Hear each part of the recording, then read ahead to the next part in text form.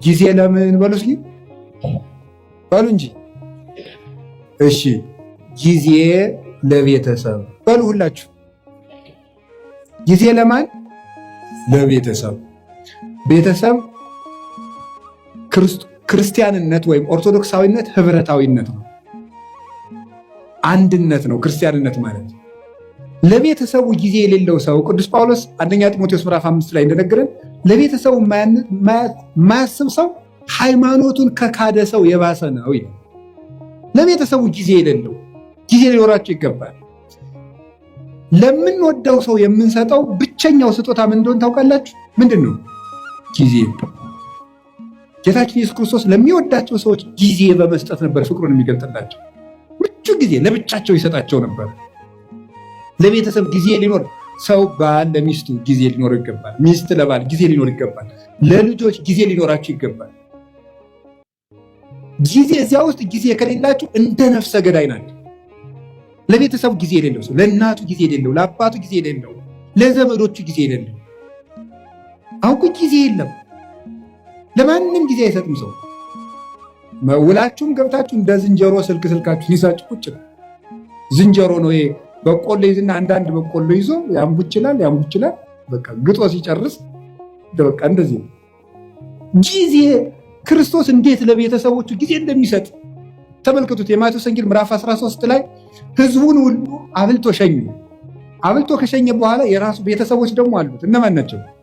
ሐዋርያት። እነሱን ከሸኘ ከኋላ ቤት ገብቶ ደግሞ ለእነሱ ጊዜ ሰጣቸው። ተርጉምልን የቅድሙን አሉት። ተረጉምላቸው። ዘሩ እንዲህ ነው፣ በመንገድ ላይ የወደቀው እንደዚህ ነው፣ ቶሎ የደረቀው ዘር ይሄ ነው፣ ፈጥነው የሚሰሙ ናቸው። ይሄ በመንገድ ላይ የወደቀው ዘርና ወፍ የለቀመው ደግሞ ቃለ እግዚአብሔር እየሰማ ወዲያው የሚረሳው ነው። ይሄ ወዲያው በቅሎ ወዲያው ደግሞ የደረቀው ይሄ ወዲያው ሰምቶ በስሜት የሚጠፋው ነው። በቅሎ እሾህ ያሰረው ደግሞ እሾህ አንቆ ያስቀረው ዘር ደግሞ ሰምቶ ጽድቅ እሰራለሁ ስል የሀብት ፍቅርና የዓለም ፍቅር ያሰረው ሰው ነው። በመልካም ዘር ላይ መሬት ላይ የወደቀው ደግሞ ይሄ በመልካም ልብ ላይ የወደቀው ቃለ እግዚአብሔር ነው አለና ለቤተሰቦቹ ጊዜ ሰጣቸው። ክርስቶስ ለ5000 ህዝብም ጊዜ ሰጠ፣ ለቤተሰቦቹም ጊዜ ሰጠ። ስራ ይበዛብኛል ስብሰባውዬ ነው የሚባል ያ ይሰራው። ክርስቶስም ስብሰባ ውሎ ለቤተሰቦቹ ጊዜ ይሰጣል። ብቻቸውን ማውራት ለሚፈልጉ ጊዜ ይሰጣቸው ነበረ ጌታችን ኢየሱስ ክርስቶስ። ዮሐንስ ወንጌል ምዕራፍ 4 ላይ ያቺ ውሃ ቀጅ ሴት ጊዜ ያስፈልጋት ነበር። ጌታ ምን ያደርጋት? ጊዜ ሰጣት። ለዚያው ምቹ ጊዜ። ከሰው መሃል ብታወራ የምታፍርበት ገመና ስለነበራት በስልት ሐዋርያት በራባቸው ሰዓት፣ እሷም ደግሞ ውሃ ለመቅዳት በምትመጣበት ሰዓት ሐዋርያትን ሂዱና ምሳ ገዝታችሁ ከተማ ኑ አለ።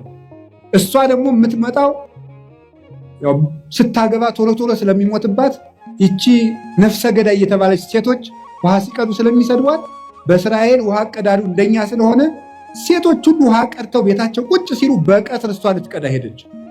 በምቹ ሰዓት ክርስቶስ ጊዜ ሰጣት። በቀትር ሰዓት ወጓን ሁሉ አዳመጣት። በደንብ አድርጎ ነው ያዳመጣት። እንዲሁ ይገርም። እናንተ አሁን በቀትር ሰዓት ፀሐይ እየመታችሁ እንኳን ክርስቶስ ያህል አምላክ እንዲሁ ትልቅ ሰው ሆኖ ታዳምጣላችሁ። ጌታ ምቹ ጊዜ ሰጥቶ አዳመጣት። ስለዚህ ጊዜ ስለሰጣት እሷም ልቧን ለሱ ሰጠችው። ጊዜ መስጠት ጌታችን ኢየሱስ ክርስቶስ ለብዙዎቹ ነበር ጊዜ። ትልቅ ሰው ነኝ አይል፣ አምላክ ነኝ አይል፣ ለሁሉ ሰው ቁሞ የመቆየት እድል ይሰጣቸው ነበረ። የማቴዎስ ወንጌል ምዕራፍ 9 ላይ ስታዩ 2 ዕውሮች ነበሩ። ጌታችን አልፎ ሲሄድ 2 ዕውሮች የዳዊት ልጅ ሆይ ማረን አሉ። እሱ አልፎ እየሄደ ነው። ማረን ሲሉ ምን ይላል? ማቴዎስ ወንጌል ምዕራፍ 9 ላይ ስታነቡን ይላል ወደ ቤትም በገባ ጊዜ 2 ዕውሮች መጡ ይላል። ወደ ቤትም በገባ ጊዜ የሚለው ለምንድን ነው የተጻፈው? መጽሐፍ ቅዱስ ላይ ዝም ብሎ የሚጻፍ ቃል የለም። ሊቃውንቱ ሲተረጉሙት ምን ይላሉ? ዕውሮች ናቸው ሩጠው እንዳይደርሱበትና ከቤት ገብቶ ቆያቸው ይላል። ይህም ጊዜ መስጠት። ሩጠው እንደማይደርሱ ያውቃሉ፣ አይነ ስውሮች ናቸው። ስለዚህ እስከሚመጡ ድረስ ጊዜ ሰጣቸው፣ ቆያቸው። ይሄንን ሊቃውንተ ቤተክርስቲያን ምን ብለው የተረጉሙ። መንገድ ላይ ያሉት ደግሞ ምን ይላሉ? አጋንንት ምንድን ነው የሚሉት? መንገድ ላይ ያሉት ሰዎች ደግሞ እናንተ አትጥሩት፣ ትልቅ ሰው ነው፣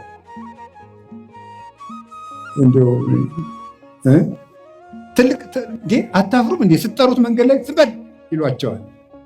ወአፈድፈዱ ከሊሃ ይላል። እነሱ ግን እንዲያውም ጨምረው እንዳልጮህ እንጂ የዳዊት ልጅ ወይ ማረን ብለው እንዲያውም ደግሞ ድምፅ ጨምሩበት። ገብቶ ቆያቸው ይላል።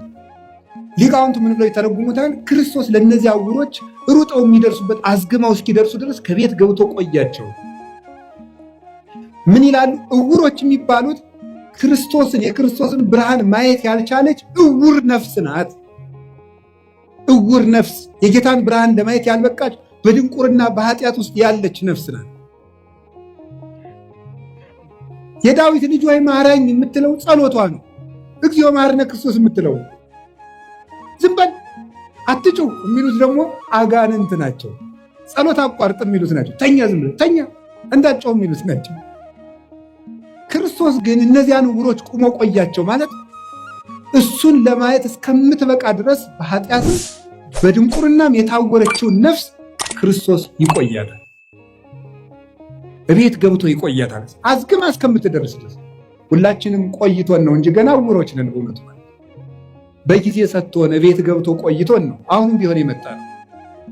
ክርስቶስ እንደ ፍጥነቱ ጥሎን ቢሄድ ድሮ ማንም እዚህ መድረስ አይችልም ነበር። እዚህ መግባት አንችልም። ቤቱ ውስጥ መግባትም አይፈቀድልም ነበር። ማን ይዘልቀዋል? እሱን ተጽዕነ ላዕለ ኪሩቤል ወሰረረ በክንፈ ነፋስ። ሕሊና መላእክት እንኳን የማይደርስበትን ጌታ እኛ ግን በቅዱስ ሥጋው በክቡር ደሙ እንድንዋሃደው የፈቀደልን እሱ ቆሞ ስለቆየን ነው። ጌታችን ላልደረሱት እስኪደርሱ ጊዜ ይሰጣል። እናንተ ጊዜ ትሰጣላችሁ? ቶሎ አልገባው ላለ ሰው ጊዜ ትሰጣላችሁ? አንተ ደደብ እስከ መቼ ድረስ ነው ከአንተ ጋር የምንኖረው አትሉ? ጊዜ ትሰጣላችሁ? ቁማችሁ ትቆይታላችሁ? ሰው እስኪስተካከል፣ ጠባዩ የከፋ ሰው እስኪስተካከል ትቆያላችሁ? ወዲያው ነው። ማንን አይቆይም። አሁን ጥሎ መሮጥ ነው በቃ። እና ቆዩት እስቲ፣ ሁሉንም ሰው ቆዩት፣ ይስተካከላል። ከቆየ ነው። በጊዜ የማይስተካከል ዲያብሎስ ብቻ ነው። ሰው ይስተካከላል። ጊዜ ለቤተሰብ እስኪ በሉ ንገሩ እንጂ። አዎ ጊዜ ለቤተሰብ ሊኖር ይገባል። ብዙ አሁን እንዲሁ እናታችን ቅድስት ቤተክርስቲያን እየተፈተነች ያለችው አንዱ በትዳር ነው እየተፈተነች ያለ። የባለ ትዳሮች ደግሞ መሰረታዊ ችግራችሁ ምንድን ነው ስትሉ ጊዜ የላችሁም ነው። ትዳሩን የሆነ ሱቅ ነው የምታደርጉት። ምን ማለት ነው መሰላችሁ? ስራ ቦታ ሆኗል ማለት ነው። ጊዜ የላችሁም። ባልና ሚስት አብራችሁ የምትሆኑበት ጊዜ የለም። አትተዋወቁም እኮ ሁላ። ጊዜ ያልሰጣችሁት ሰው ይኸውላችሁ፣ በሰነፍ አዝመራ አለፍኩ አረም በቅሎበትም አየሁት አለ ሰሎሞን። በሰነፍ አዝመራ አለፍኩ አረም በቅሎበት አገኘሁት። ለሚስት ጊዜ ከሌለ ዞር ዞር ብለህ ስትመጣ አረም በቅሎባት ነው የምታገኘው። አረም ይበቅልባታል። የነገር አረም፣ ሌላም አረም፣ ሌላም አረም። የአረም አይነቶችን አግሪካልቸር ባለሙያ ጠይቁ። ብዙ አረም ነው የሚበቅልባት። እግሬያቸዋለሁ። ለባሎቻችሁ ጊዜ ከሌላችሁ ብዙ አረም ያበቅላል፣ ይሸፍታል ልብ። እነዚያን አረሞች ደግሞ ነቅሎ የሚጥላቸው የለም። አረሙን እንነቅላለን ስትሉ ስንዴውን ትነቅሉብኛላችሁ እንዳለ ጌታ በዚያችሁ ትንሽ ችግር በበቀለችው አረም በአመል መግፋት ስትጨቃጨቁ ራሱን ማጣትም ይመጣል። ስለዚህ ጊዜ ይኖራችሁ። እኔ እውነቴን ነው ስለ እግዚአብሔር ብላችሁ ለልጆቻችሁ ጊዜ ስጡ። ጌታችን ኢየሱስ ክርስቶስ ለሕፃናት ጊዜ እንደሰጣቸው ታስታውሳላችሁ። የማቴዎስ ወንጌል ምዕራፍ 18 ላይ ሕፃናት ወደ እኔ እንዲመጡ አትከልክሉ፣ አቅፎ አስተምሮባቸዋል። እየታቀፈ በዚህ በትከሻው እየመጡ ዙሪያውን እየከበቡ ለሕፃናት ጊዜ ነበረው። ለልጆች ጊዜ ያስፈልጋል። ለጎረቤት ጊዜ ያስፈልጋል። አላችሁ? አሁን ለጎረቤት ጊዜ አላችሁ? አሁን እንደው መችስ ሰለጠን ተብሎ አሁን ጎረቤትም አይጠያየቅም። የጎረቤት ልጅ መቆጣትም ቀርቷል። እኛ ልጅ ሆነን በእውነት እግዚአብሔር በሚያውቀው አሁንም ገና አላደግንም። በርግጥ ጎረቤት ነው እየቀጣ ያሳደገን። ዋስ ጠርተን ነው ይገርም። ስናጠፋ የጎረቤት ሰውዬ መጥቶ ዋስ አስጠርቶ ነው የሚለቀን ማለት ቢገርፈን ኧረ አየዋገሌ ገረፈን ብለን ለእናት አባታችን ብንናገር ደግ አረገ ነው ምንባል። የኔን ልጅ ነካ እንባል። በምን ምክንያት ነው የመጣው ተብሎም አይጠየቅም። ኃላፊነት አለው በልጆች። ለጎረቤት ጊዜ አላቸው ወይ? የሉቃስ ወንጌል 15 ላይ ልጁ የጠፋው ልጅ ሲመጣ ጎረቤቶቹን ጠራ። ይሄ እኮ ሰም አለው እኮ ሰም አልባ ወርቅ የለም። ጎረቤቶቹን ጠራ የሚለው ለጎረቤትም ክብር እንዲኖር ነው። ጌታችን ኢየሱስ ክርስቶስ መላእክትን በጎረቤት መስሎ ነው። አዳምና ልጆችን ደግሞ በጠፋ ልጅ መስሎ ነው ያስተማረ። ጎረቤትን መጠራራት፣ ለጎረቤት ጊዜ መስጠት። ምን እየሆኑ ነው? እየበሉ ነው? እየጠጡ ነው? እንዴ የኛ ገር ገበሬ እኮ ሲተርት ሰምታችሁታል? አታጣልፈኝ አለች ጉንጫቸር ይላል። እዚያ ማዶ ቤት ሲቃጠላሉ ውሃ ውስጡና አታጣልፈኝ አለች አሉ። አንቺ ውሃ ውስጥ አይደል ያለሽ እንደ እሳቱ የት ያገኝሻል ሲሏት አሉ። እሳቱ አልጠፋ ቃል እየቀዱ ውሃውን ሲወስዱ ውሃው ሲያልቅ እኔንስ ወስደው መጨመራቸው ይቀራል። ምን ማለት መሰላችሁ? የነፍሱ ቢቀር ድሃ ጦም ማደሩን ካላያችሁት ችግር ነው። የነፍሱም ይቅር የተጎዳ ሰው በግ ከደነበረ የሰው ልጅ ከመረረ አይመለስም ተብሎ ከመረረው ድሃም ቢሆን ሰብሮ ይበላል። ዘግቼ እበላለሁ። ስለዚህ ጎረቤት ምንድን ነው የሚሰራ? እርቦታል፣ ጠምቶታል፣ ተጣልተዋል፣ ፍቅር ናቸው፣ ታማዋል፣ አርጅተዋል፣ ጧሪ ያላቸው። ለጎረቤት ጊዜ ሊሰጠው ይገባል። ጊዜ ለቤተሰብ ስጡ። ያላደመጣችሁት አንደበት ሸፍቶ ታገኙታላችሁ። ጆሮ መስጠት ይገባል። ከቃሉ ጋር ናችሁ። እግዚአብሔር ከሁላችን ጋር ይሁን። ጊዜ ለምን አላችሁኝ? በሉ ነገር እንጂ እስኪ አንድ ጥያቄ ልጠይቃችሁ። ከሰውነታችን አካል ውስጥ አንዱ ጊዜ ባይሰጥ ምን ይሆናል? እስኪ ለምሳሌ ልብ፣ እስቲ ቆይ ትንሽ አረፍ ልበል ብትል የሆነ ጊዜ ላይ እኮ ነው የዓመት እረፍት ተውትና የደቂቃ እረፍት ብትወጣ ልብ ምን እንሆናለን? ቤተሰብ እኮ ናቸው እነዚህ። ታውቃላችሁ አይደለም? እነዚህ እኮ ቤተሰብ ናቸው። ልብ ደም መርጨት ካቋመች ሳምባ ምን ቁም ነገር አለው? ኦክሲጅን አንድ አቅማዳ ኦክሲጅን ቢሰበስብ ምንም ጥቅም የለው። ደምን ለማጣራት ነው የሚጠቅመው። ብታቆም ምን ይሆናል? ሳምባ እስቲ ቆይ ትንሽ አረፍ ልበል ቢልስ? ቤተሰብ እኮ ናቸው እነዚህ። ሳምባም ልብም ሁሉም ጊዜ አላቸው። አንዱ ለአንዱ የሚሰራውን ጊዜ ያውቃል። አንዱም ሳምባ ለልብ ጊዜ ይሰጠዋል፣ ጊዜም ለላባሳ ጊዜ ይጠጠዋል፣ ቦሳ ይሰጠዋል። አንዱ አጣርቶ ይጥልቃል፣ አንዱ ያበለጽጋል። ደሙን በኦክስጅን ማለት ነው ያጣራዋል። እንዲሁ ነው። ተጋግዘው እኮ ነው ቤተሰቡ በሰላም የሚኖር። ይሄ እኮ ሰውነታችን ቤተሰብ ነው። አታውቁም? ቤተሰብ እኮ ነው። እዚህ ውስጥ የሚራወጥ ስንት ስራ ነው ያለ። አሁን እግራችን እሾህ ቢወጋው ምንድን ነው የሚያደርጉ? እኔ ጠይቄ ነው ሐኪም አላውቅም። ሐኪሞች እንደነገሩኝ ከሆነ ግን ብሳሳትም ስህተቱ የሐኪሞች ነው ስላልተማርኩት ማለት ነው። ሐኪሞች እንደነገሩኝ ሜሴጅ ትራንስሚተርስ አለ፣ ሴል የሚባል ሰራዊት አለ እና እግርህን እሾህ ቢወጋ በዚህ ግዛት በኩል ችግር ደርሶበታል ብለው ተራውጠው ለጭንቅላት የሚነግሩ ሴሎች አሉ። እነዚያ ሁሉ ቤተሰብ ናቸው። ተባብረው ነው የሚኖሩ። የውስጥ ደዌ ስፔሻሊስት ጠይቁ። እንደው እስቲ እኔ የውጩን ራሱ ልንገራችሁ። የውጩን ራሱ አሁን እኔ ቢያመኝ ምን ያደርጋል መሰላችሁ? ጭንቅላቴ አሁን ይችን ጣቴን ቢያመኝ ጭንቅላቴ ጣቴን እኮ አመማት ይላል፣ ልሂድ ይላል። እግር ደግሞ ይሄዳል መድኃኒት ወዳለበት ይሄድና አፍ ምን ያደርጋል? አሞኛል ምንክን ጣቴን መቼ ሰኞ ጀምሮ ይላል። ጆሮ ደግሞ ምን ይላል? ጠዋት አንድ ማታ አንድ ውሰድ የሚለውን ይሰማል። ከዛ እጅም እንደሚያደርገው መድኃኒቱን ይቀበላል። እጅ መድኃኒቱን ይቀበላል። ከዛ ምን ያደርጋል? አይን ያያል። ክኒን ዋጥቁ ስል ጠጠሩን አብሬ እንዳሉተው ያያል። አይን ጉሮሮ ይውጣል።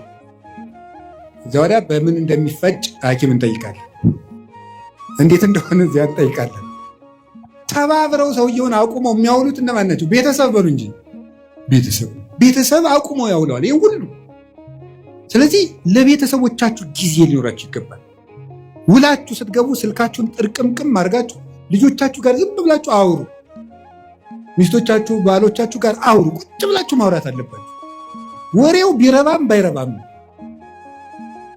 እንደው የእሷን የማይረባ ወሬ ከምሰማ ትንሽ መረጃዎችን ባዳምጥ። መረጃውን ሰምተ ነው እንጂ ሊቅምቶ ነው እንደው ሳይንቲስት። አሁን የኢትዮጵያ ሕዝብ የጦርነት መረጃ ከሰማ ስንት ዓመቱ? አንድ ሰላም ጠብ አላረጋችሁ። እናንተ ሰምታችሁ የምታመጡት ጠብ የሚል ነገር የለም። እዚህ ውስጥ የታፈኑ ድምፆችን ስሙ። ቤት ውስጥ ነግሬያቸዋል። ድመትን በማዳበሪያ በከረጢት ቋጥራችሁ ዝም ብትሏት ትሟጭራለች። ካልወጣች አታርፍም፣ ትሟጭራለች። ሀሳብ ካልተደመጠ ይሟጭራል፣ በውስጥ ይረብሻል ማለት ነው። ሰው መናገር ይፈልጋል። አሁን ይገርማል እኮ ሰው አሁን የሚፈልገው ማውራት ነው። እንደውም አሁን ንስሐ አባቶች ሁሉ የተቸገርነው ሰውን ቤት የሚሰማው ስላጣ የዓመቱን ከእኛ ላይ ስለሚናገር የዓመቱን ይመጣና እኛ ላይ የ10 ዓመቱን የ40 ዓመቱን እቤት አይሰማውማ። እቤት ባሏ አይሰማትም፣ እኛ ላይ መጣ የ40 ዓመት ወሬ። እንዴ ፍዳ እኮ ነው። እቤት ሚስጥሮ በቃ አውርዶት የሀብል ዝናብ ምንም በቃ ወይ እንደ ቴሌቪዥን በሪሞት አናሳልፈው ነገር በቃ ዝም ብሎ መውረድ ነው በቃ ማለት ነው። ይሄ ሁሉ ችግር የመጣው ምንድን ነው ስትበሉ ቤተሰብ። እስቲ ጊዜ ለቤተሰብ በሉ። ጊዜ ለማን? እኔ ስለ እግዚአብሔር ብላችሁ ለቤተሰብ ጊዜ ስጡ። እግዚአብሔር ጊዜ እንድንሰጥ ይፍቀድልን።